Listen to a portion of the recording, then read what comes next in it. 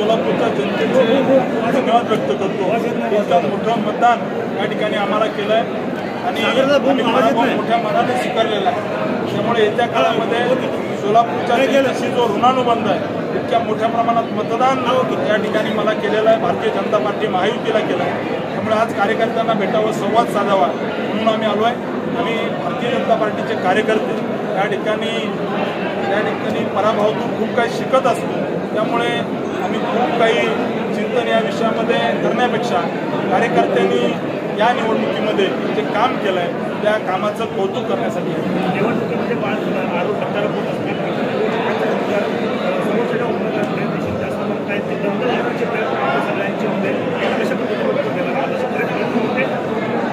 सगळ्यात महत्त्वाची गोष्ट आहे की पराभव हा पचवता आला पाहिजे, तसा विजयसुद्धा पचवता आला पाहिजे. त्यांना विजय पचवता येत नाही आहे. अहंकार आणि त्याच्यातून ज्या पद्धतीने वाचाळ बडबड सुरू आहे, मला असं वाटतं की सोलापूरकरांना त्या ठिकाणी विकास, इथल्या जनतेचे प्रश्न हे कधीही ते सोडवणार नाहीत. स्टंटबाजी करून सोलापूरच्या जनतेची दिशाभूल करतील. सोलापूरकर पाहतील कशा पद्धतीने या ठिकाणी आपण कसा उमेदवार निवडून दिला आहे ते सोलापूरकर पाहतील. हो, पण एकीकडे सिनियर मंत्री असलेल्या चंद्रकांत दादांबद्दल त्या चंपा असा उल्लेख करत आहेत आणि कसं पाहता याकडे राजकीय आदरणीय चंद्रकांत दादाबद्दल जो त्या ठिकाणी जशा पद्धतीने एक अपमानजनक, अतिशय निंदा करावी अशा पद्धतीने जे बोललेलं आहे याचा मी सर्वप्रथम निषेध करतो. आदरणीय दादा त्या ठिकाणी दादांचं वय याचा विचार त्यांनी करायला पाहिजे होता आणि एक राजकीय संस्कृती नसलेला खासदार सोलापूरकर पाहत आहेत. येत्या काळामध्ये ज्या पद्धतीने त्यांनी भाषा वापरत आहेत, ज्या पद्धतीने स्टंटबाजी करतायत, ज्या पद्धतीने ते वागतायत, इथला कार्यकर्ता पाहतोय, इथली जनता पाहते आहे. सोलापूरकरांना या ठिकाणी एकच सांगतो की येत्या काळामध्ये विकास आणि इथले प्रश्न याबद्दल इथले खासदार कधी काही करतील का नाही याच्याबद्दल शंका आहे. कारण फक्त स्टंटबाजी करणं हा यांचा त्या ठिकाणी खऱ्या अर्थानं स्वभाव आहे आणि सोलापूरकर ते अनुभवत आहे. शहरमध्येची निवडणूक आपण लढवावी अशा अनेक कार्यकर्त्यांच्या चर्चेने सगळ्यांनी बोलून देखील दाखवलं. असे काही प्रयत्न होते. भारतीय जनता पार्टीचा कार्यकर्ता आहे. भारतीय जनता पार्टीच्या कार्यकर्त्याला या ठिकाणी भेटायला आलो आहे. कार्यकर्त्याच्या भावना कार्यकर्ता बोलून दाखवत असतात.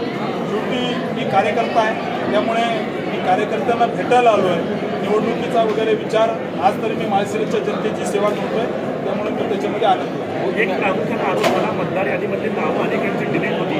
विधानसभा अधिवेशन सुरू आहे, अधिवेशनामध्ये काही मुद्दा मुळात हे निवडणूक आयोगाचा विषय एक स्वायत्त संस्था आहे. त्यामुळे येत्या काळामध्ये त्याच्यावर आक्षेप घेणं, त्याच्यावरती काम करणं हे भविष्यामध्ये निवडणूक आयोग करेल. आमचे कार्यकर्ते त्यांच्या निदर्शनास आणतील. जे म्हणजे यासीन घोटाळे हा एकंदरीत एक वाक्यप्रचार आहे आणि तो मी माझ्यासाठी लागू केला की हरल्यावर लाजू नये आणि जिंकल्यावर माजू नये. तो माझ्यासाठी होता की ज्यांनी समजने वालों को इशारा काफी है. इतना भी गुनाह मत कर, तेरी जीत पर, तेरी जीत से ज़्यादा मेरे हार के चर्चे हैं. हेच मी विरोधकांना सांगितलं. 45 वर्षांचा राजकीय इतिहास पाहिला असता बघू ते काम करतील का नाही असं का होणार नाही. खासदार झाल्यापासून स्टंटबाजी सुरू आहे.